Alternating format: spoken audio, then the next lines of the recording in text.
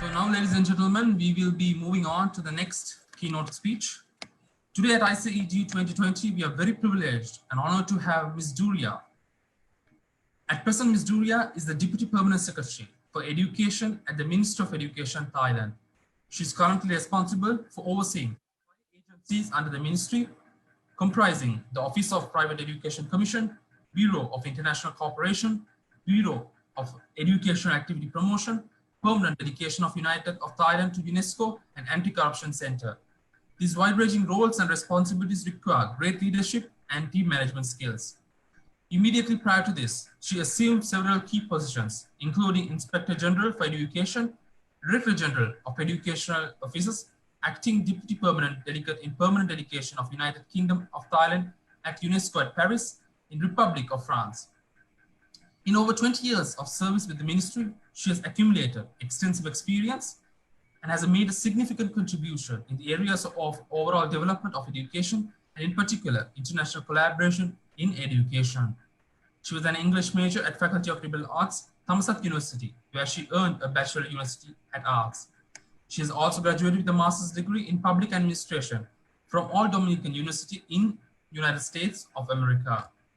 Ladies and gentlemen, it is my pleasure and honor to invite Ms. Duriya to deliver her keynote speech. Hello, good morning. Good morning from Thailand. Good afternoon in somewhere. I don't know, I cannot see all of you, but I don't know the time, or even good evening in somewhere. So ladies and gentlemen, I'm pleased and honored to be invited to speak at the 6th International Conference on Education, to talk about Thai education in the digital age. First, let me see if you can see my presentation on the screen. I'm not sure if it's on the screen, or can you hear me clearly? Yes, we can perfectly clear, Ms. Duriya, and we can see your screen as well. You can go ahead. Okay. So I think it's such a good coincidence that we are here today via digital platform to discuss on education and digital technologies.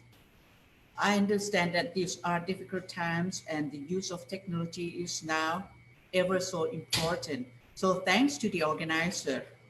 And I understand that during this crisis, when social distancing measures have been employed, we all appreciate the advancements in virtual communication with the use of digital technology that are allowing us to continue our work. So keep on working via the digital platform. Let me also use this platform to wish all of you good health for yourself and also for your families. I'm sure that we will be able to overcome this pandemic and things will return to normal very quickly. So now back to the topic. As we all know, we are living in an ever-changing society where technologies plays an integral part in an ever-changing society, where technology plays be part of our daily lives in schools, work, and home.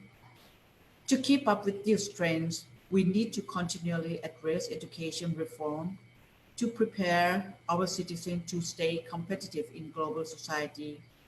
In this regard, I would like to discuss some of these educational trends. Well, I would like to start by emphasizing that education is the main mechanism for quality human resource development. It also plays a vital role in creating a competitive advantage and global presence. Therefore, we encourage Thais to be equipped with potential and in knowledge, skills, and ability to be ready for external pressures from global and be able to cope with unavoidable internal conflicts and crises. I would like now to turn to point out some of the major internal and external situations, including trends that Thailand has been facing. I will begin with the global trend which links to digital revolution. With the giant leap in advancing digital technology, the era of Internet of Things, or in short, IoT, affects changes in learning behaviors and the ways we live. This poses a huge challenge as the new globalized trends forces us to create tools to support and utilize the benefits by embracing the use of digital technology and ICT to gain economic benefits under a free and borderless world.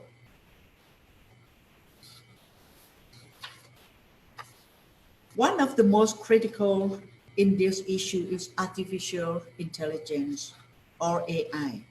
It has become more and more related to our daily lives and has an impact to our future work.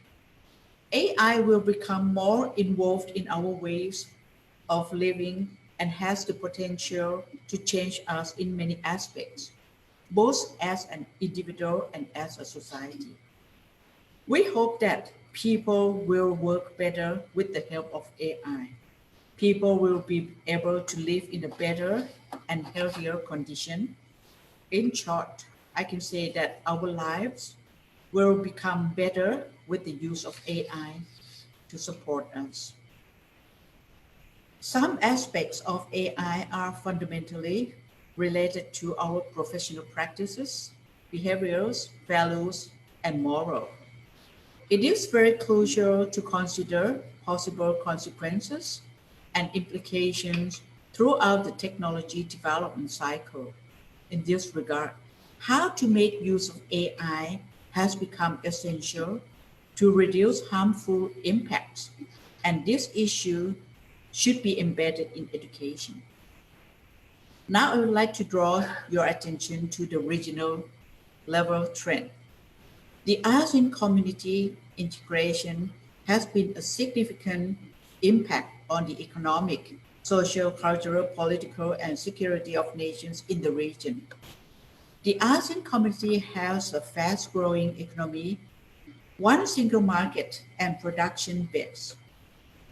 There is free movement in terms of labor, goods, services, investment, and capital. This creates a multiculturalism society where all can exchange cultures and technologies. For politics and security, borders are open for immigration of laborers and other workers.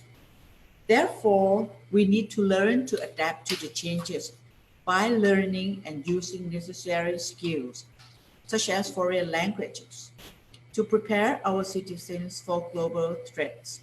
Education is a key factor to accelerate human capital development and respond effectively to these changes.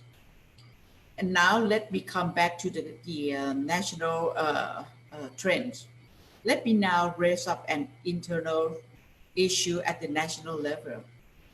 One challenge that Thailand is coping is an aging society, and that also happens to some other countries. The significant advancement in science and technology development in medical and public health will lead towards longer life of people, and this contributes to low birth rates, which affects the economic and social aspect system.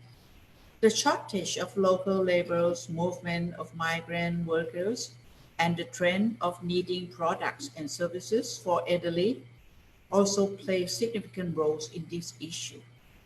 Thailand will become absolute aging society in 2021, when 20% of total population becomes aging population. And for your information, it is expected by the year 2040, aging population in Thailand will be increasing to 32.13 of total population. And this could increase higher demands for caregivers. In order to prepare Thailand and its citizens to stay competitive in the current situation, Thailand 4.0 plan has been introduced to move the country into the so-called Thailand 4.0. The government has developed two main national plans. First is what we call 20-year national strategy, which will cover the year 2018 to 2037, with the vision of Thailand's security, prosperity, and sustainability. This vision is based on the principles of what we call the sufficiency economy philosophy, which is similar to the concept of sustainable development. And the second document that we use as the master plan is the 12th National Economic and Social Development Plan, which covers the year 2017 and to 2021. This plan targets Thais at all ages to have the ability to develop lifelong learning skills by planning and setting targets in line with the related agencies. In terms of education, some priorities are designed to prepare our students to cope with the society's global challenges. I will highlight only some priority areas that we are taking immediate actions. The Ministry of Education has committed to work with other relevant agencies, because right now we don't see education will stand alone, but we have to work with some other line ministries or even some private sectors and NGOs. So we are committed to work working with some other relevant agencies in strengthening first early childhood care and development, with a focus on holistic development of children, physical, cognitive, language, social, and emotional development. This aims to prepare young children for a transition to primary education and higher levels of education. Most significantly, the Ministry of Education places great importance on providing education in line with the ever-changing global society. Therefore, we also focus on lifelong learning to develop necessary skills in response to employability skills, focusing on the promotion of 21st century skills to ensure a prosperous future for individuals of the nation. In the past, school-age children were focusing all their efforts on studying, but not learning valuable life skills on how to earn a living. This sometimes results in low skills because their past education never addressed the right jobs market, because they don't have the right skills. Therefore, we are attempting to prepare the right skills, both soft and hard skills, for future market since younger age. As such, we have encouraged schools to promote 21st century skills by integrating critical thinking into learning starting at very young age.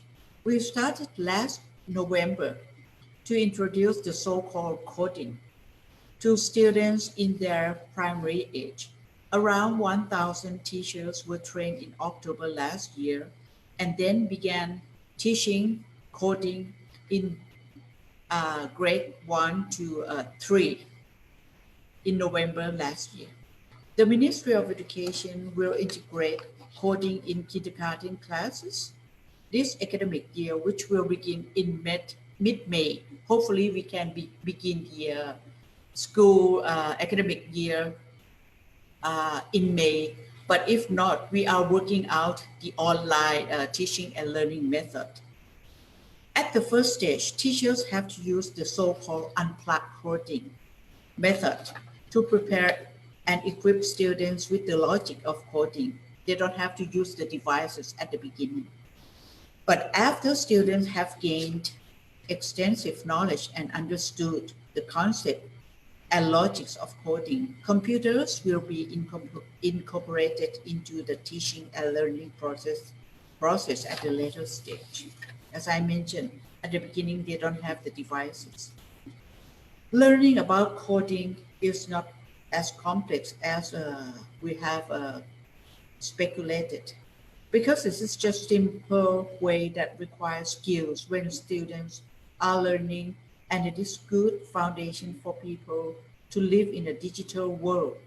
Since coding will help develop and enhance children's life skills in the following aspects, six aspects comprising beginning with C, which means creative thinking, and O is referred to organized thinking. D means digital thinking. I also refer to innovation.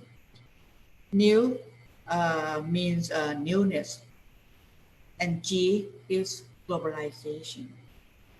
Therefore, we believe that coding will not only benefit the students who are interested and good at science and computers, but also help them to develop and shape the systematic and logical thinking process. Ladies and gentlemen, similar to most countries, Thailand realizes that importance and of technology realizes the importance of technology. Therefore, in the so-called Thailand 4.0 policy, we design to promote and support innovation, creativity, research and development, higher technologies and green technologies. The transformation to Industry 4.0 will definitely replace many routine jobs with robotics and automation. It will be necessary to develop new skills that better support the non-routine or non-repetitive tasks and specific project-based jobs. The government has set up a system to integrate education, training, and occupation development for the people to adjust to changes and allow them to envision and plan their future. Measures under this sub-agenda include alternatives for education, training and occupation development, development of education and training systems, and development of skills to meet the demands of the industrialized sector. Therefore, we aim to boost domestic talent pool by raising our educational standards and quality of technical and vocational education in short, TVET. To prepare for Thailand 4.0, the government aims to transfer the Eastern Economic Corridor into a technology, manufacturing, and services hub by 2021. The government of Thailand has also focused on promoting 10 target industries, as mentioned on the screen, ranging from smart electronics to aerospace and aviation. It is expected that there will be some 475 new jobs in that area are required over the next 4 years. Among these, over half of these require skills from vocational graduates and not from university graduates. That is why the Ministry of Education highlights the improve the technical and vocational education rather than encourage students to learn in the university. Therefore, a long-term goal to develop 10 future industries, and that is the first S-curve, and the new S-curve has been set up by the government. I will now highlight the first S-curve.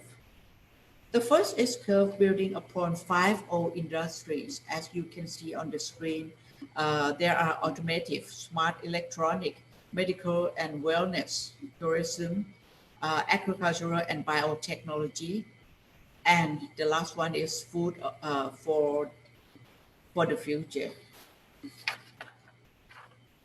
As Thailand is an agricultural country, a good example that I would like to cite is that to shift from traditional farming to smart farming. This will allow farmers to learn to merge conventional agricultural skills and knowledge with cutting-edge Internet of Things or IoT technologies to help with a variety of farming functions, including weather analysis and intelligent irrigation control. Development of an ecosystem for smart farmers will include education and training, study and career support funds, as well as the database and agricultural information system development. The new technology will provide farmers with the data they need to formulate effective planting schedules, which is expected to bring benefits such as higher crop yields and better quality produce along with reduced operating costs, cultivation times, and energy usage. Therefore, we have introduced the smart farming approach into our agricultural colleges. Our students will learn how to make advanced analysis and employ appropriate technologies. We put this into the agricultural colleges because most of the students who study in agricultural colleges come from the family of the farmer.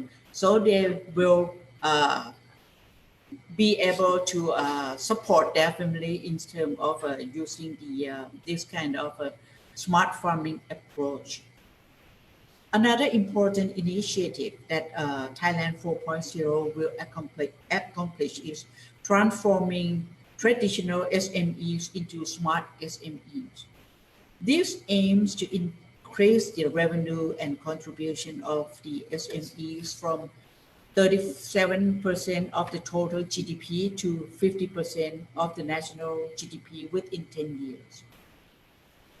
The government plans to develop SMEs through financial support.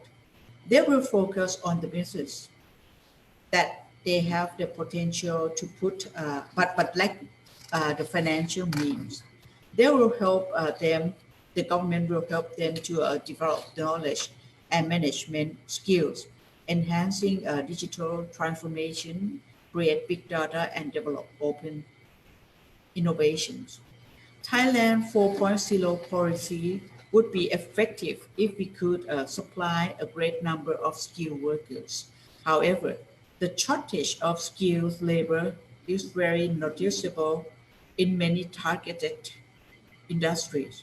Consequently, a tremendous task lies ahead for the education sector, and it is crucial to improve the quality of teaching and learning in the Thai education system. The Ministry of Education is responsible for encouraging and supporting educational institutions so that they will be able to nurture their learners with the necessary skill in line with the demand of the 21st century and the demands of new targeted industries. At this stage, the Ministry of Education deems that it is vital to improve quality of teaching and learning in the areas of foreign languages. Unfortunately, the number of qualified Thai and foreign teachers to teach in our educational institutions is insufficient.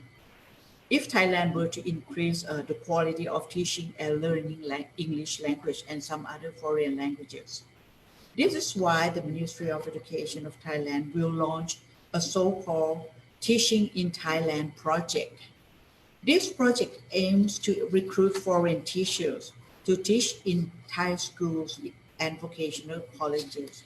So we aim, our target is to recruit 20,000 foreign teachers within 2 years. And it is hoped that these foreign teachers will greatly improve the proficiency in foreign languages such as English, French, German, Chinese, Japanese, Korean, and some other potential foreign languages. Some of these foreign teachers will be teaching different languages, and this require native speakers in respective language. And some will be teaching in the vocational colleges for vocational subjects, which are in line with the demand of future industry. As I mentioned earlier, there will be the 10 areas of future industries that we are focusing. At this stage, I would like to reiterate that the current situation rushes us to use technologies more and more in education. It is very fortunate for Thailand, I can say, that this is the period of the annual school vacation. Normally, our academic year will begin in May. So from March to May, to mid of May is the period of the school vacation.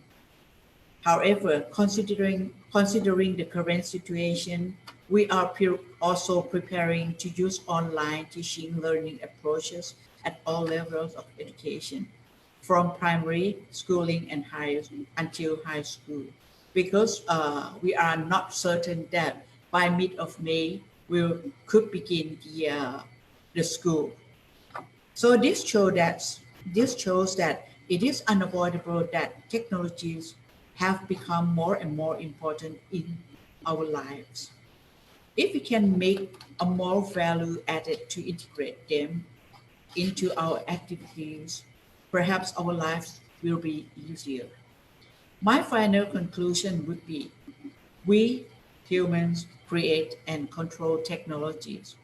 We are the ones who control technologies and not the other way around. That brings me to the end of my presentation today, and I thank you for your kind attention. And once again, I wish everyone keep safe and be well at this difficult time. Thank you for your kind attention.